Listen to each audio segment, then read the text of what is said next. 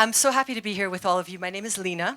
I work with Search for Common Ground, and I'm the co-chair of the Council on Tech and Social Cohesion, which I want to tell you about. Being here in Africa is super special to me. I spent 21 years of my life here, and I became a peace builder in the aftermath of the Rwandan genocide, when we understood that Radio Mille Collines had absolutely triggered people's acceptance and use of genocidal violence. And at Search for Common Ground, we asked the question, what do we do with these hate media? How do we address that? And over time, we said it's not necessarily the media that's the problem. It's how it's designed. It's how it's deployed. It's how it's controlled.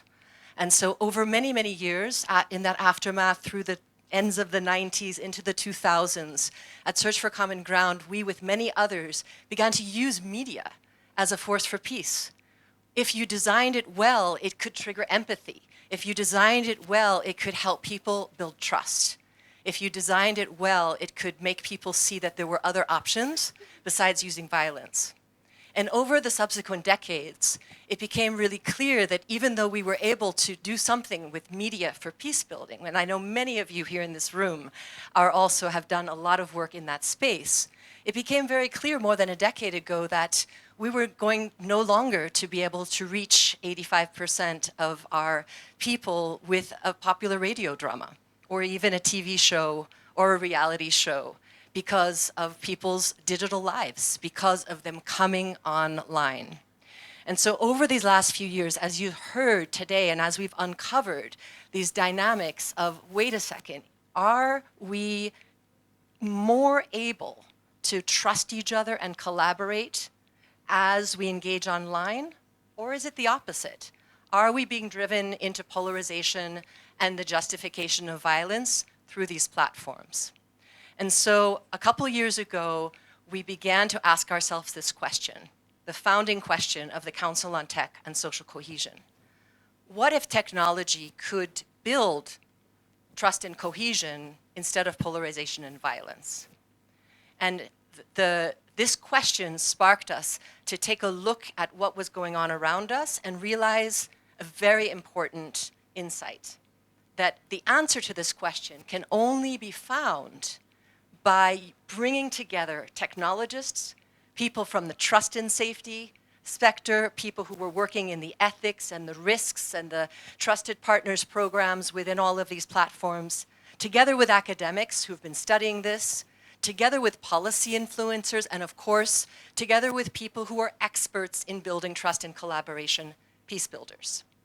And so together, we've created the Council on Tech and Social Cohesion.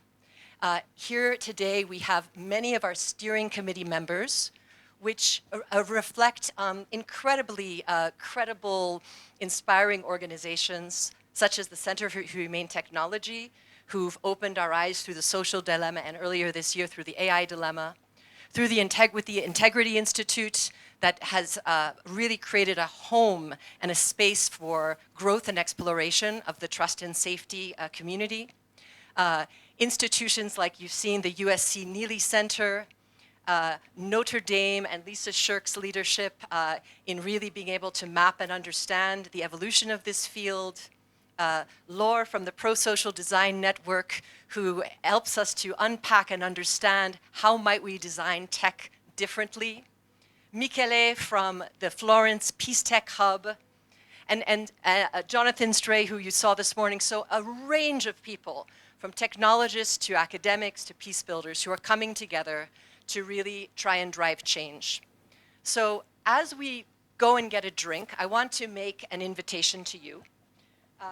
We have determined that there are 5 lines of change that we seek to drive over the next 2 to 3 years. This is urgent, and yet we also know that the change will be incremental. The first is that we want to advocate for public policy which incentivize pro-social design. We want the incentives and rewards of policies to drive technology, to make the choices, to build trust and collaboration. Number 2, we want to inspire more and diverse funding of this work. This could be public funding, this could be private funding, this could be philanthropic, this could be venture capital. Number 3, we know that when you measure something, it matters more. And so we want to strengthen and elevate the metrics so that we can know whether or not TikTok or Facebook is creating polarization in Kenya or not. With that, we'll be able to hold them more accountable. Number 4, we want tech and social cohesion, just like I saw happen with media and peace building. I want it to be a thing. I want it to be a thing that's credible, that you study. If you're doing computer science, you're going to learn about social cohesion. If you're doing peace building, you're going to learn about algorithms, right? And more people studying this, it's going to become a science. With that credibility, it will also trigger change. And lastly, and I say this on the stage that Build Up is offering us today, and Build Up also a member of our steering committee, it matters that we do the work in places where real-world violence can happen, triggered by online harms.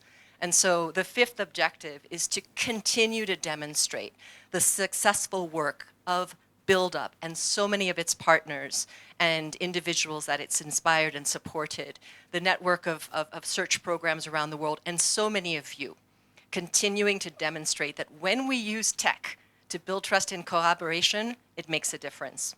So as you go and get a drink, you're going to see that there's 5 flip charts around there that speak to each of these 5 lines of action. And I would love for you to go and gravitate towards them, speak with some of the other steering committee members, because we see this as something that requires everyone's participation. So we would love for you to join us.